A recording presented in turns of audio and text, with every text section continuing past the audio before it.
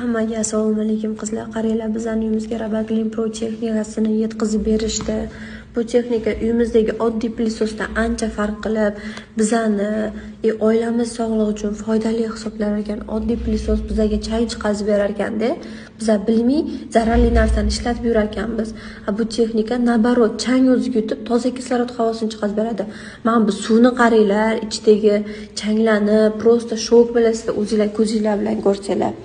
Bu nasatkasi motor bilan ishlar ekan, motorli bo'lar ekan.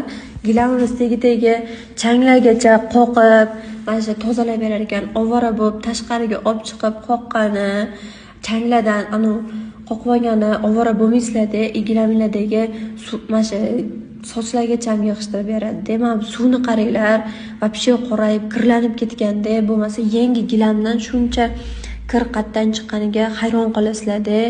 Вообще, mana shu bolachalar bo'ladi uylarda baribir yoki gilamlarda dog', yumshoq mebellarda dog' bo'lsa, turgan joyda 5 minut ichida quritib, tozalab, yuvarsanglar bo'ladi-da.